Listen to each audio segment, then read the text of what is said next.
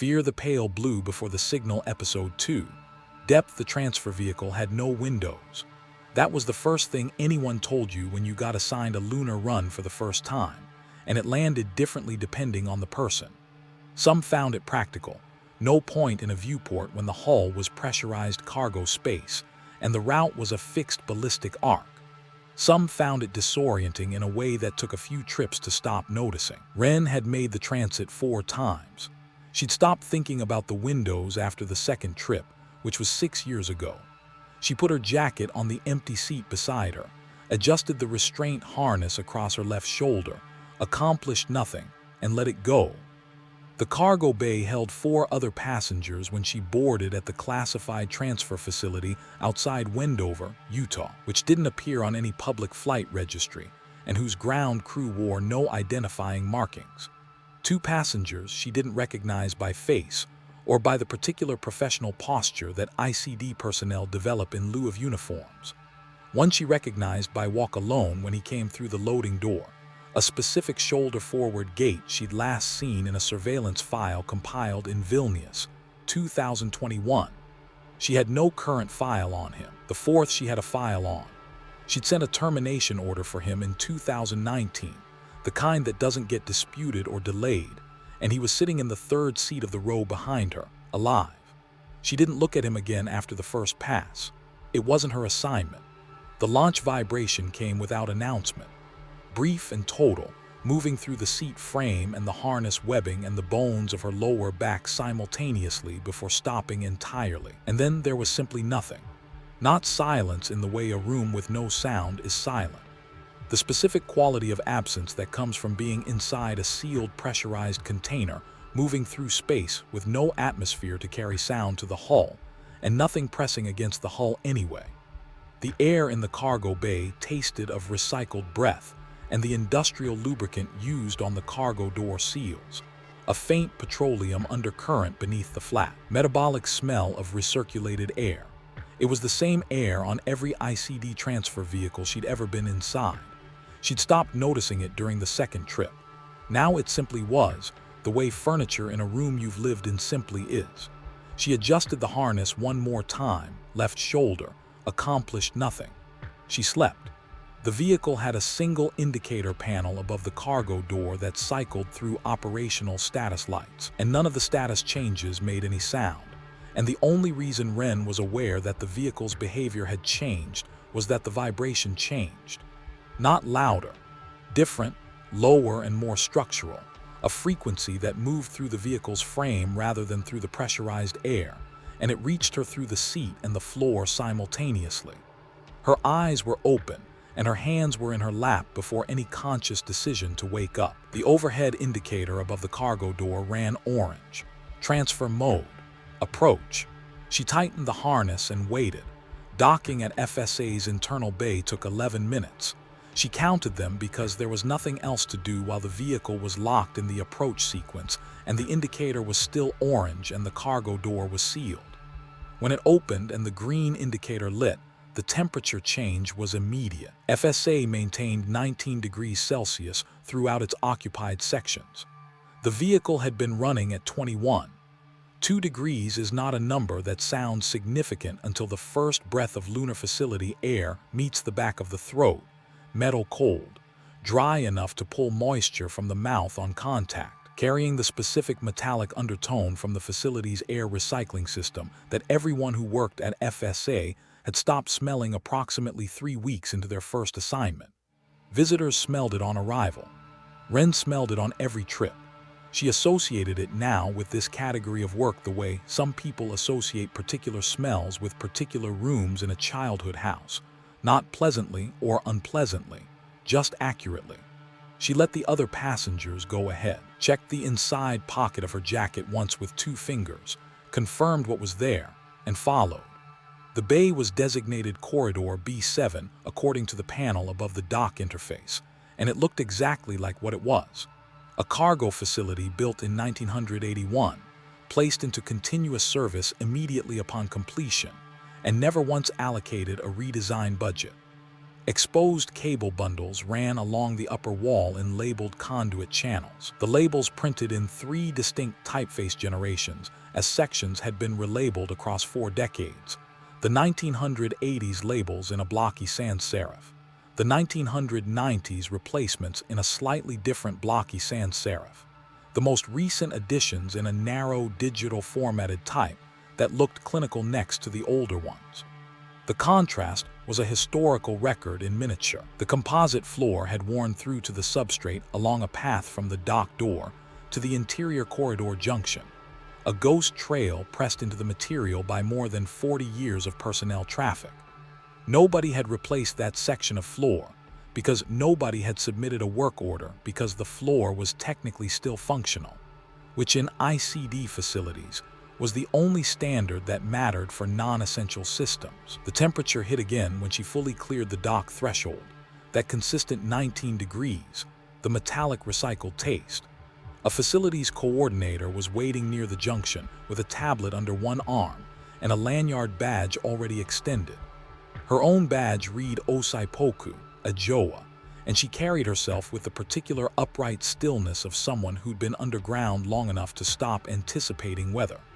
Open sky had become an abstraction for her. Renn had seen that posture on every long assignment ICD station she'd ever visited. It took about 8 months to develop. After that, it was permanent even on surface leave. Dr. Renn, facilities audit team, you're listed for a 3-day assessment window. 2 days, I move quickly. Osaipoku didn't write that down. Her eyes held the information instead, filed it, moved on. I have you in Section C housing, one of the newer builds. 60 square meters, which runs on the generous side for FSA. I don't need the orientation. Who's my contact for the anomalous systems reports? Something careful moved through Osaipoku's body, not reluctance exactly. The particular quality of careful that people develop when something has been in their peripheral vision for a long time without anyone in authority acknowledging it. That would be Yuen. He splits his time between Lab C and Section operations. He knows there's an audit visit. Does he know why? He knows there's a facilities audit. Renn took the badge Chen M.F. Audit Division, magnetic strip active, good for every reader in the facility except the 3 classified sections she wouldn't need for this visit. Section A, fastest route. Osaipoku gave it to her. She walked with Renn as far as the B/A transit junction, offered the orientation one more time, facility layout, emergency procedures, meal timing in the common section, and accepted the second refusal with the practiced equanimity of someone who'd been offering orientations to visitors for long enough to know that some of them were going to decline, and that declining was a prerogative of the visitor regardless of what protocol specified. Renn walked the rest alone. The transit junction smelled faintly of something metallic underneath the standard recycled air, something that wasn't quite the same as the baseline metallic undertone of the facility's life support. Older, more mineral. She identified it after 2 more breaths as the treated rock itself, the sealed regolith of the corridor walls giving off a faint lithic signature that the newer composite panels in the other sections didn't, because the newer sections were fully paneled and the treated rock didn't contact the air directly. Here in B/A transit, where the panels were original and fitted less precisely with age, the rock behind them made itself known in small ways. She paused at a place where 2 panels had separated enough to admit a finger, not wide, not dramatic, just present.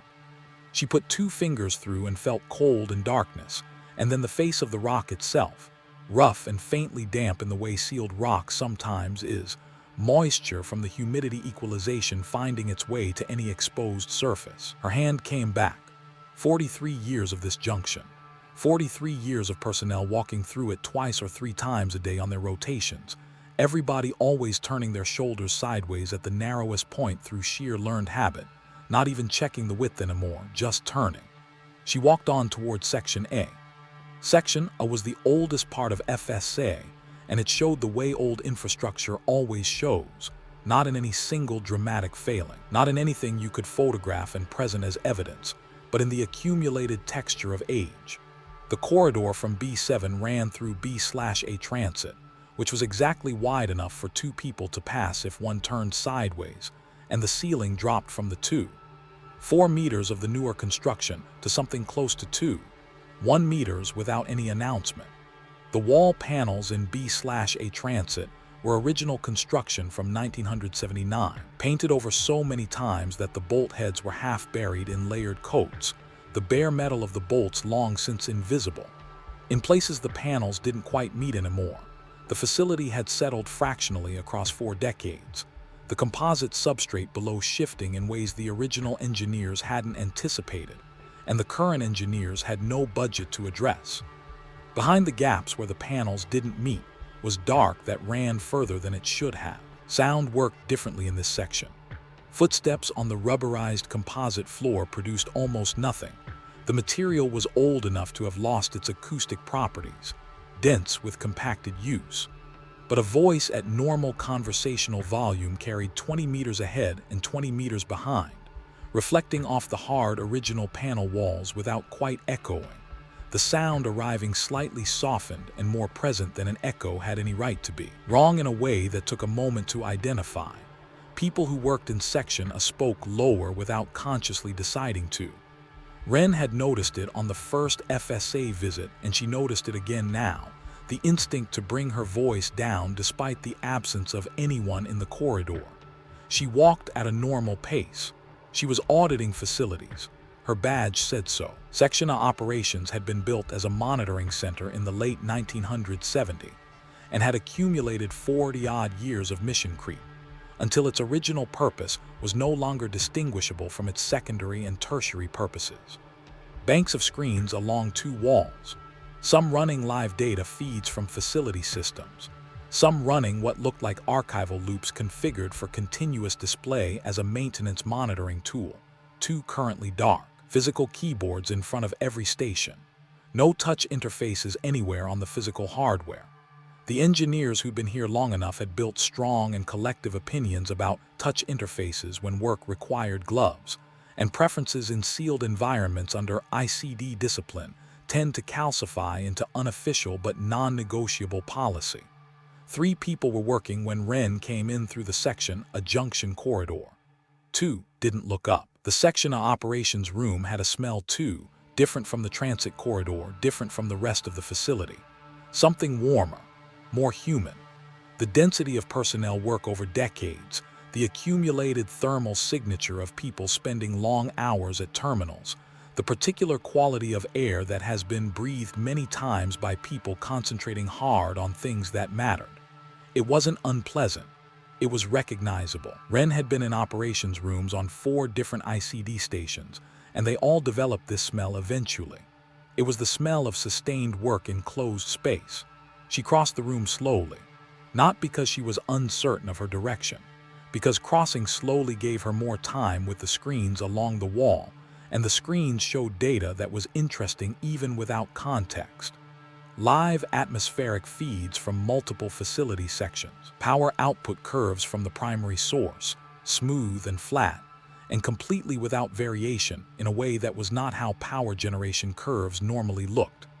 Something that might have been a geological monitoring display, scrolling waveforms in a color she didn't initially associate with standard monitoring interfaces.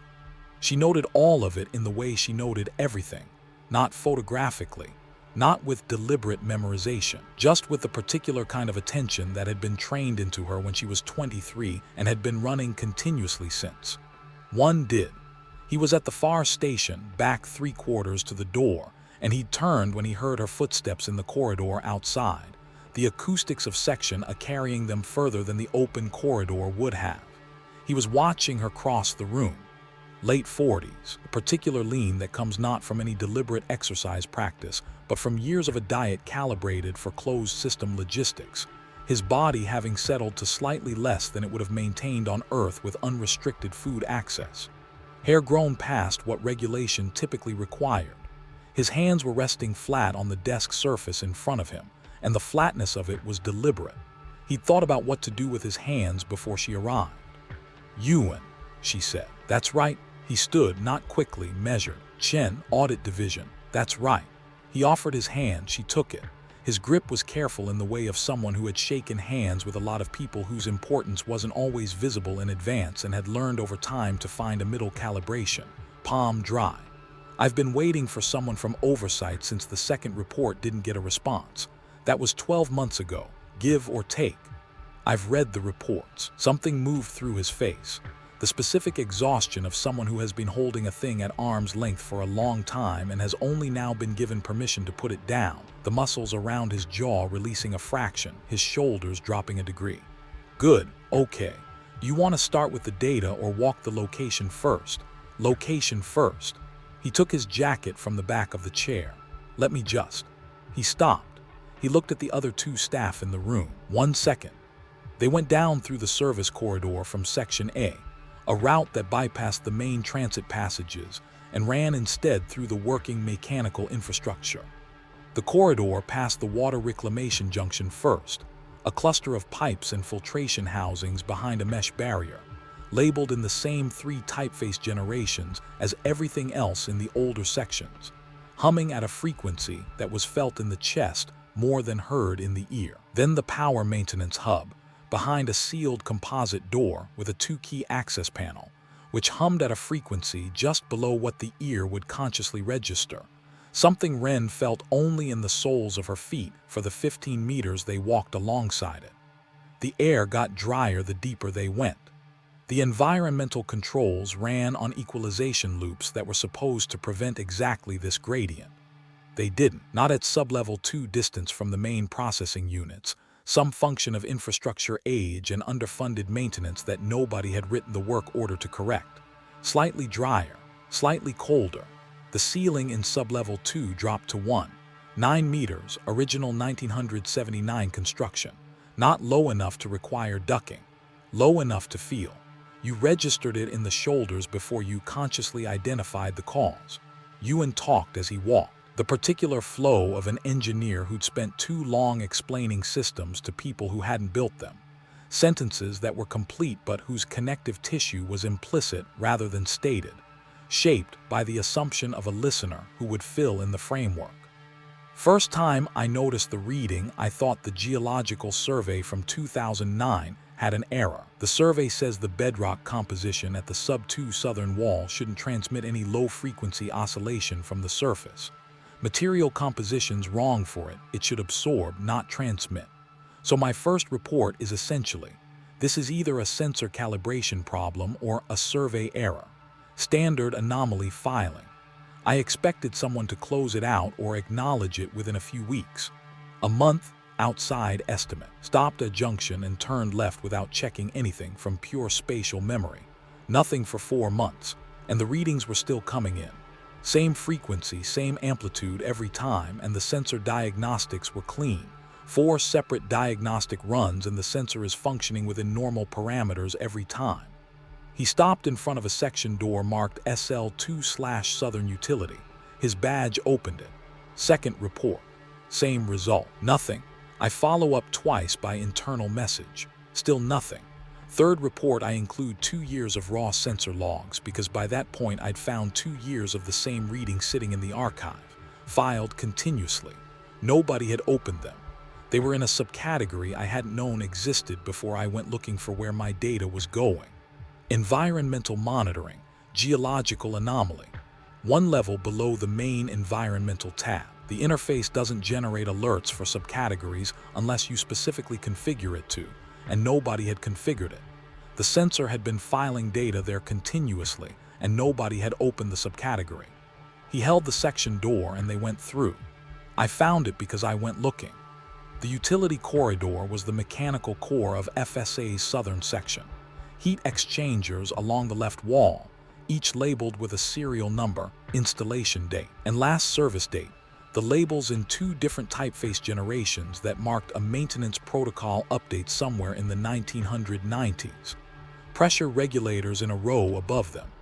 At the far end, the backup atmospheric processing units, a bank of gray housings with sealed service ports and status panels, all reading nominal despite being inactive for 11 years. The ICD maintained everything on protocol schedule regardless of operational status. Somewhere someone had signed off on the service record for these units every quarter for 11 years. The units had not done anything for 11 years. They were perfectly maintained and perfectly ready. The walls here were bare rock in several places.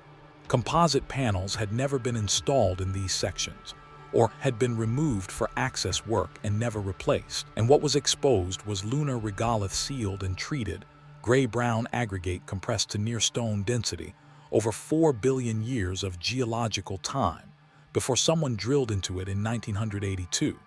It had a faint glittering quality under the 5,500 Kelvin fluorescence, mineral inclusions catching the light and scattering it back in fragments. It was the most honest room in the facility. Everything else in FSA was covered. Here you could see what the facility was actually built inside of. Here, Yuen said.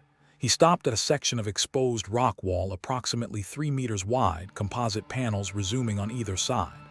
The sensor array was mounted in the upper right corner of the exposed section, a small gray box, 3 indicator lights, all green.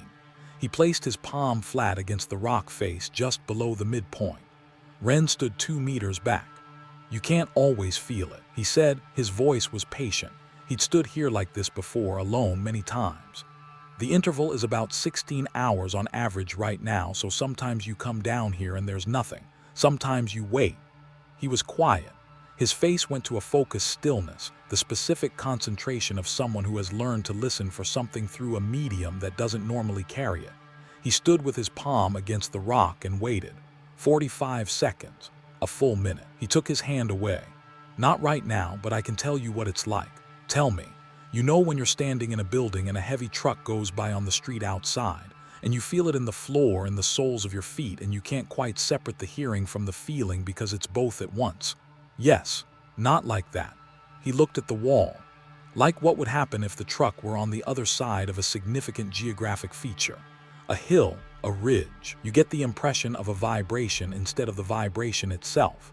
Your nervous system registers that something happened somewhere, but the signal is attenuated enough that it doesn't resolve into a specific sensation. You know something was there. You can't describe it in terms your body normally uses." He was quiet for a moment. "That's not a technical description. What does the sensor read when it happens?" "Consistent low-frequency oscillation, 4 to 6 Hz depending on the instance. Amplitude stable at plus or minus 2% of baseline across the entire logged period. Not growing, not diminishing. Consistent." He turned from the wall. "The interval is what's changing." They went back to Section A. The data was organized the way an engineer organizes a problem he's been living with alone, layered and internally logical, built for his own continued use rather than for an external audience. Yuen pulled up waveform graphs from the most recent 90 days on one screen and the earliest archived data on the adjacent screen. Even to an eye with no technical specialist training, the two graphs looked structurally related, the same signature at different periodicities, the same shape of oscillation playing at different speeds.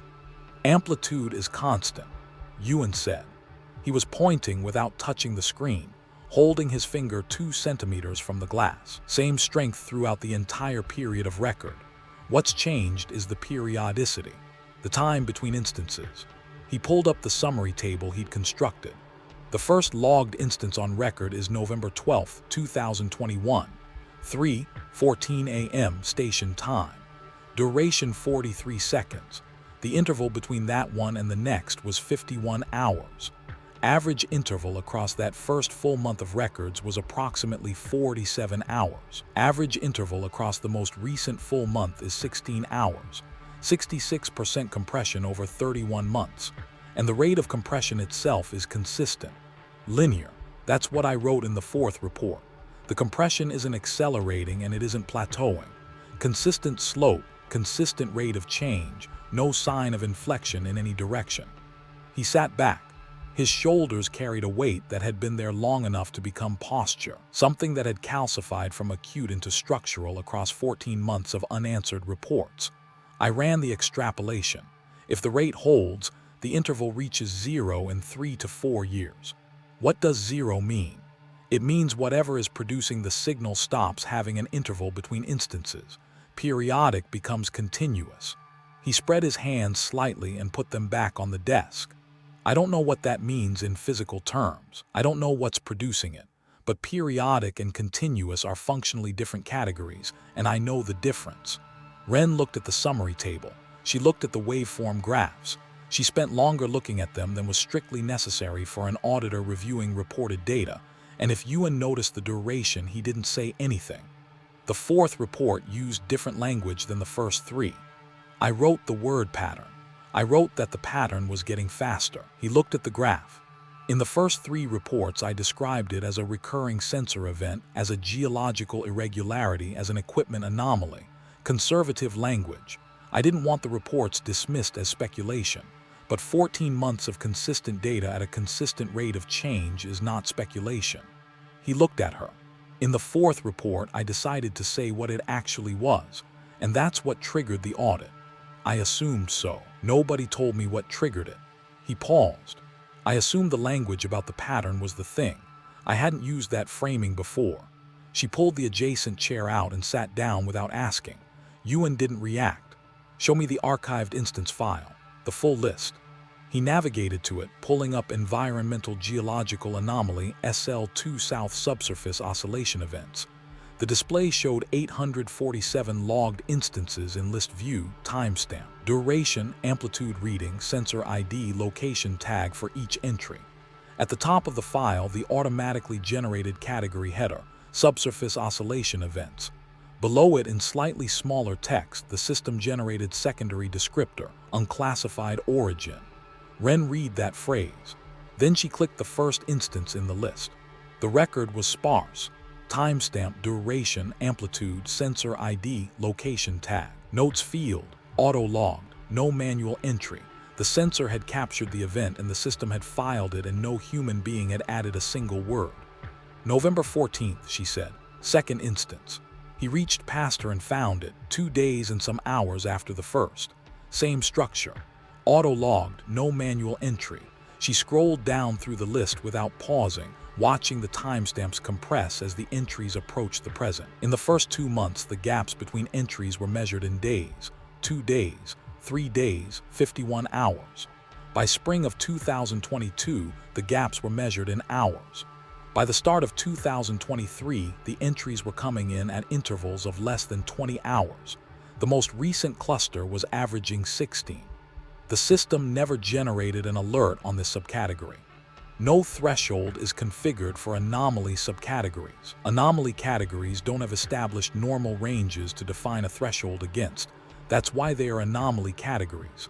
The system files each entry and takes no further action. He was looking at the list alongside her. I've been the only person in this facility who knew this subcategory existed until 3 weeks ago, when Osaipoku asked me why I'd filed 4 reports on the same sensor. I told her. She said she'd pass it up the chain. It was quiet for a moment. I should have told someone sooner. I kept thinking someone would respond to the reports. You reported appropriately.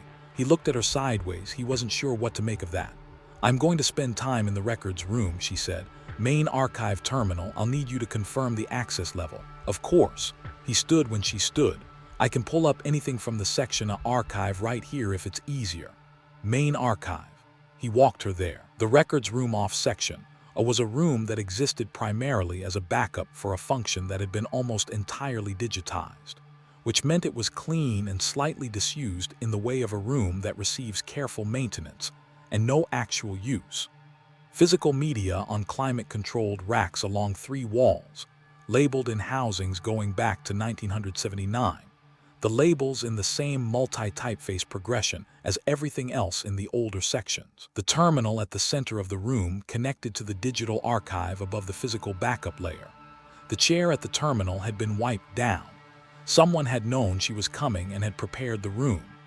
Yuen confirmed the access level, stood in the doorway for a moment as though considering whether there was anything else useful he could offer, and left.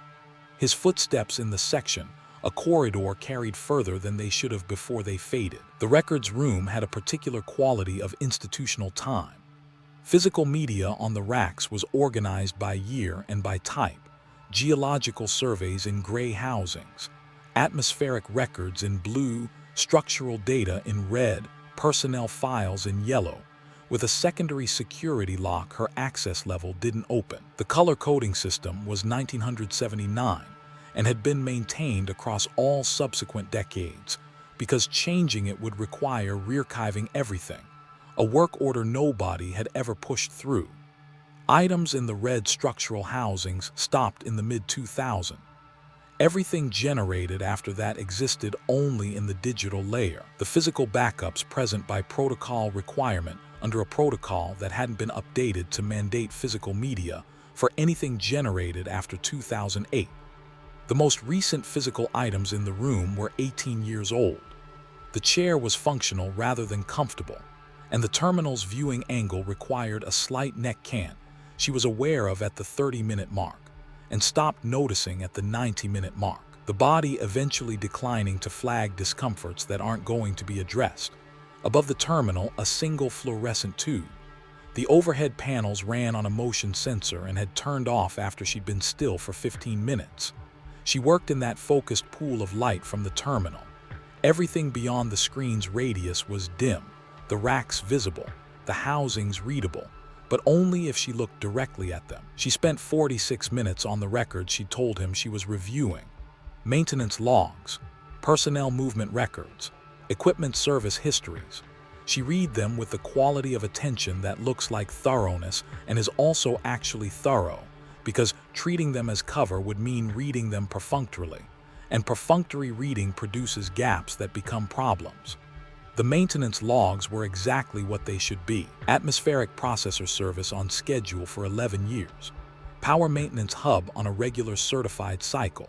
Water reclamation performance within expected parameters at every logged interval.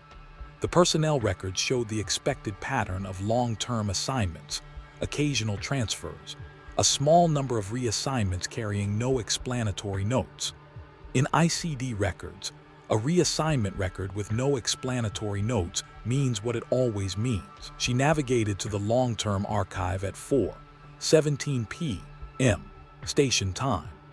The long-term archive was a separate layer from the environmental monitoring system, technically classified under historical records, containing raw sensor output from every FSA system going back to the 1979 construction surveys. Mostly building data, geological assessments, atmospheric readings, structural monitoring output, the kind of data that gets generated continuously and stored without any expectation that a human being will look at it. The earliest files required the emulator layer to render. She used it twice. She moved through the archive the way you move through unfamiliar terrain in low light, not searching for a specific thing, following the structure, going downhill. The archive's internal organization was not designed. It had accumulated across 43 years of continuous automated logging. Subsections existed because the system had been generating a type of data for long enough that it built a container for it, independent of any human decision to create one. The timestamp of the earliest entry in each subsection was a record of when that measurement category had first been automated. Reading those timestamps was like reading the facility's construction history from the inside out. She found the subsection at 4:44 p.m.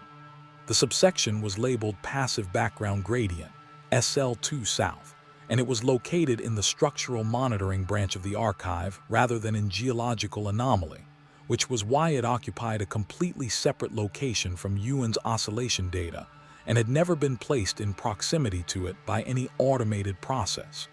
Both data sets described different types of measurement, filed in different archive branches, never correlated by anyone or anything. The passive background gradient sensor was a different instrument entirely from the oscillation sensor. Its function was to measure the ambient baseline radiation and particle signature of the surrounding regolith, a stability measurement designed to run continuously and log a reading every 6 hours. The expected output was a number derived from the installation survey. Actual readings were supposed to match that number within a narrow band. Lunar regolith at operating depth doesn't change. The sensor had been running since 1987. She navigated to the subsection and looked at the entry count. 52,847 logged instances. 6-hour intervals from 1987 to the present. She did the arithmetic without writing it down. She opened the oldest accessible entry, February 3rd, 1987, 11 days after installation. The reading was the installation survey baseline -0.003%. Notes field, auto-logged, no manual entry. She opened an entry from October 1994. Baseline -0.003%. March 2007, same number. July 2018, same number. The most recent entry logged at 2:00 p.m. Station time today. The same number it had been in February of 1987, in 1994, in 2007, in 2018, in every instance in the list across 36 years of 6-hour intervals. The sensor had been registering the same fixed absence in the same location for 36 years without variation.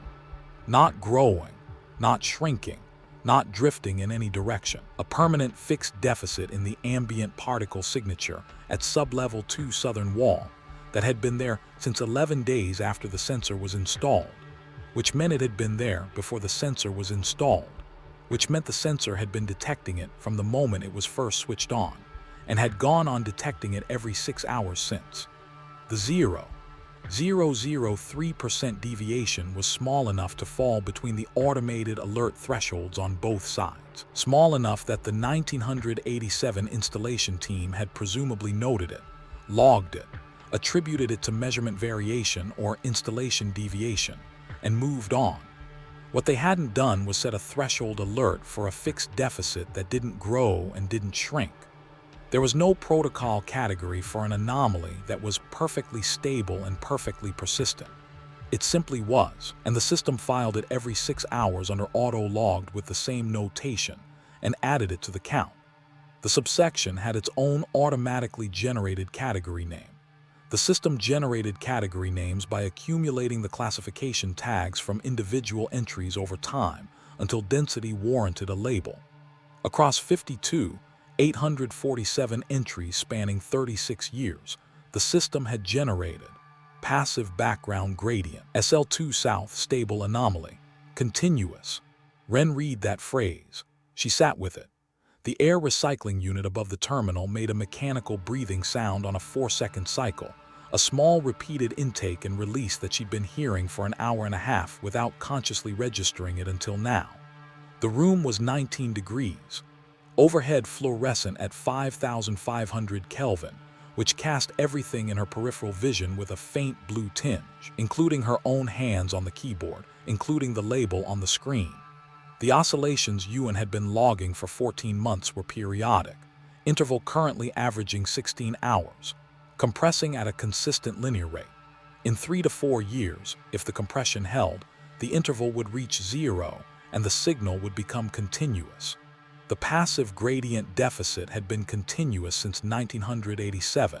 She looked at the category label one more time. Stable anomaly, continuous. An automatically generated name. Nobody had looked at this subsection long enough to name it themselves. The system had named it by default from accumulated classification tags, and the name it had generated was accurate. She opened the 1987 entry again. The 1994 one alongside it. Read both. She closed the file. Navigation up through the archive to the top level, closed the archive entirely, and reopened the operational maintenance records she'd already read. She spent 12 minutes on them, reviewing sections she'd already reviewed. Then she opened a blank document and began writing her assessment notes. The notes were accurate and selective. Both of those things were simultaneously true without contradiction. The oscillation events were real. The data was credible. Yuen's methodology was sound. The compression rate was exactly what he'd calculated. Her formal assessment of the anomalous reports noted all of this clearly in the professional language ICD assessment documents required. Her assessment of Yuen occupied a single line: competent, cooperative, no deception indicators, acting within established reporting duties throughout. The recommendation regarding the oscillation data: insufficient evidence for classification upgrade. Continued monitoring advised. No action required at this time. She wrote that last sentence in her head twice before she typed it. She typed it.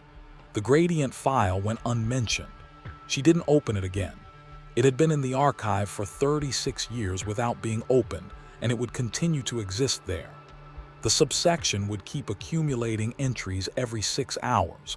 The system would keep filing them under the label it had generated for itself, and the deficit would remain at 0.003% below baseline, the way it had been since 1987, the way it had been for however long before 1987. The source of the absence had been present in the rock at sublevel 2 southern wall. She found Yuen in section operations at 7:12 p.m. Station time, a time designation with no connection to any actual planetary cycle, maintained because humans in sealed environments without natural light cycles need temporal anchors. He was at his station. He turned when she came in. The other staff had left. Wrapping up, she said, "I'm on the 6 a.m. vehicle." He stood. "Can you tell me anything about the recommendation?" She pulled the adjacent chair out and sat down, 2 meters between them, working distance. "The oscillation data is credible. It's going into the report. And the recommendation itself. What happens next? Continued monitoring. Your reports are being flagged for technical review." He was quiet for a moment. "Which team handles it?" "I don't have that information."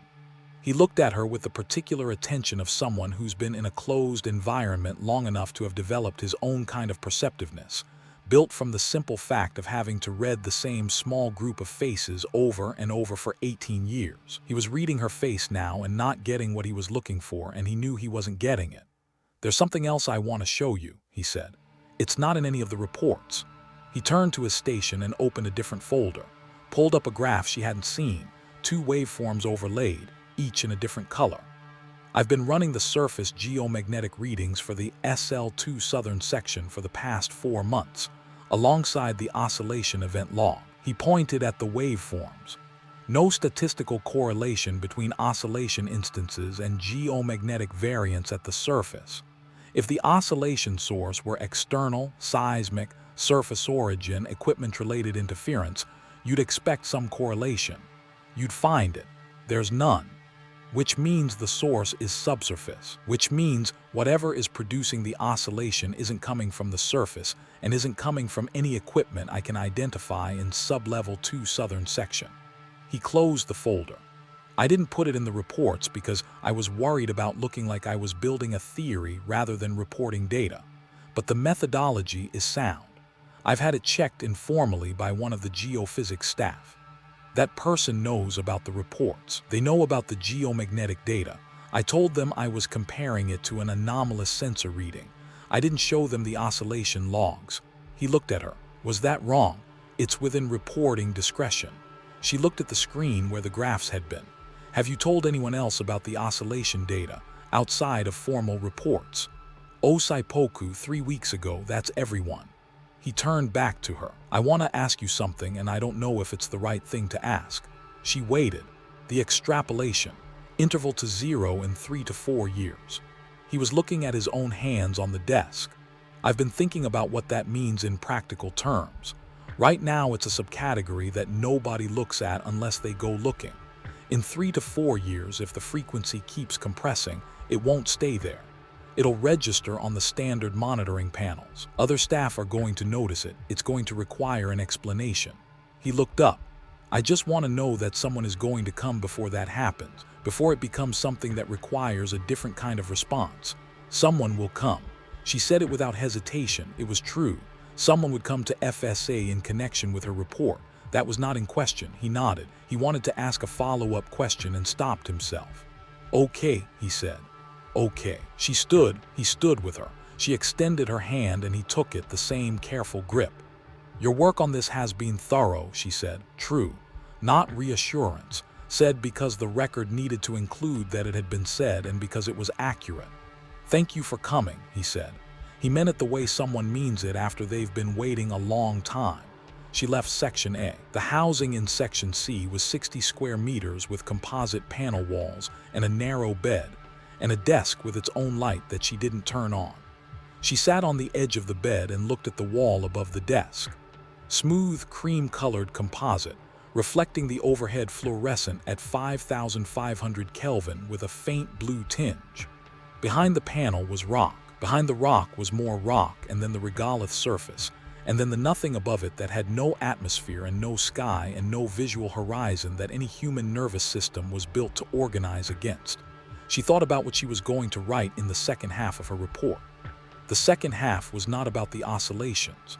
It wasn't about the gradient data, which she wasn't going to put in any document. It was about Yuen.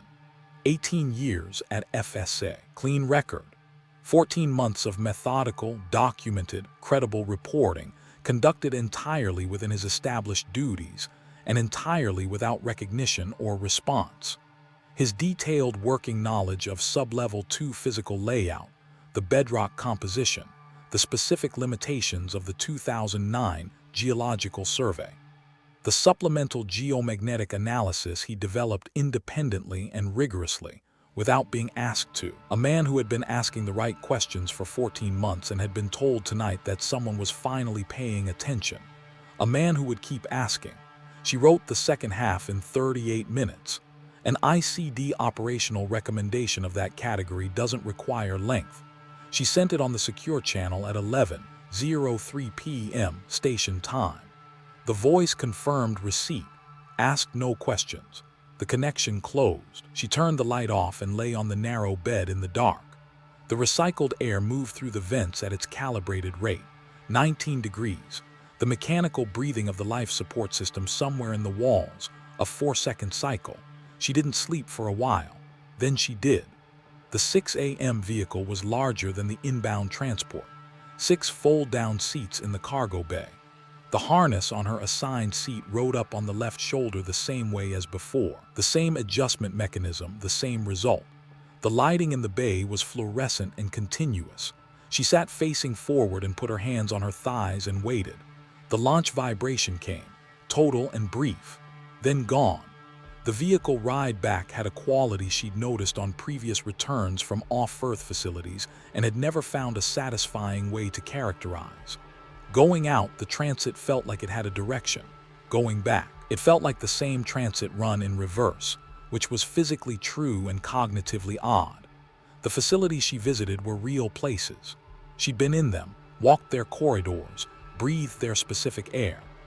On the return transit, the facility existed behind her, or above her, or in some directionless elsewhere, and the fact of its continued existence was more vivid immediately after leaving than it would be a week later, when it would have compressed back into the same abstraction it occupied before she'd visited. FSA would compress back. It always did. The specific sensory texture of it, the 19 degrees, the metallic recycled air, the sound behavior in Section A's corridors, the way the fluorescent light at 5,500 Kelvin made everything look faintly unwell, would fade from immediate texture to remembered fact over the following days, and in a few weeks she'd have to work to reconstruct it. The way the panel walls in B/A transit didn't quite meet anymore, the dark behind them, the tired quality of the rock in sub-level 2 utility corridor, 4 billion years of compression looking back at you from behind a treated seal. Yuen's hands flat on the desk, presenting himself as non-threatening, which meant he'd thought about it beforehand. She'd remember his face for longer than most, not because it was memorable, because of what she'd written in the second half of the report. The second half had taken 38 minutes. The decision itself had been made in the records room, or possibly before that, possibly when she'd read his fourth report on the flight out and noted the word pattern, noted the specific framing of it, noted what that framing implied about the kind of person who would choose it after 14 months of conservative language in 3 previous reports. A person who'd reached the point of saying what he actually believed instead of what he could safely defend. That was a particular threshold. Once crossed, it didn't uncross. He'd crossed it. He told her he had in the records room when he'd said he knew the difference between a report lost in a filing system and a report that had been reviewed and shelved. That kind of observation was its own kind of threshold. He'd been noting things, connecting things, moving toward a framing that would eventually become something he filed or something he told someone.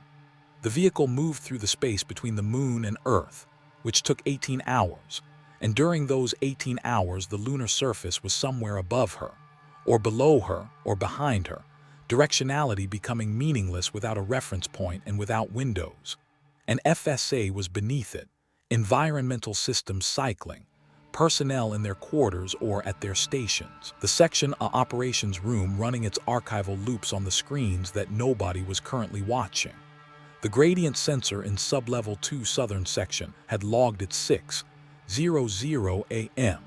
reading at the designated interval, and added one more instance to a count that was now 849. The oscillation sensor was waiting for the next instance, which would arrive in approximately 14 hours at the current average interval, and when it arrived the system would file it in the subcategory with 847 predecessors, and add another auto-logged note to a list that had been building since November of 2021. Yuen was at his station, probably, or in his bunk. He would be at his station when someone came in response to her report. He would be cooperative. The data would be ready. He would want to show it to whoever came, because that was what he'd wanted for 14 months and had been told tonight he would get. The photograph was in the inside pocket of her jacket where it had been since Detroit. She didn't take it out. The cargo bay had no windows. 18 hours. The recycled air tasted of the cargo door seals. The harness rode up on the left shoulder, same as always. Fluorescent light ran without a sleep cycle because the vehicle didn't designate one. Same air it always was, same trip. She'd made this transit 4 times and they were all the same transit, the same darkness, the same recycled air, the same harness, the same light. There was no way to tell the outbound trip from the inbound trip from inside the cargo bay. Only the destination changed. Only what she was going back to. In approximately 3 to 4 years, the interval would hit 0. She knew what continuous meant versus periodic. She'd known since 4:44 p.m. station time yesterday, when she'd read the category label on a file that had been accumulating instances for 36 years without being opened, and understood what it was describing and closed it, and not mentioned it in any document, and would not mention it in any document. The 847 instances would keep accumulating every 6 hours. The deficit would remain 0.003% below baseline, the label remaining stable anomaly, continuous. Whatever was in the rock at Sublevel 2 Southern Wall, whatever had been absorbing that 0.003% of the ambient particle signature since before the sensor was installed in 1987 and possibly for considerably longer than that, would go on being there, as it had gone on being there. Renn closed her eyes. The distance between the moon and Earth closed at a rate that the vehicle's navigation system tracked precisely, and that she had no way to perceive from inside a sealed cargo bay with no windows and no external reference of any kind. The world she was returning to was the same world she'd left. It was just that she understood it slightly differently now than she had before. The way you understand a room differently after finding something in it that had been there the whole time, even after closing what you found and walking out of the room and choosing not to mention it. The finding doesn't go anywhere. You carry it forward at the same weight regardless of whether you include it in any report. The harness rode up on her left shoulder. She sat. She breathed the recycled air. The vehicle moved.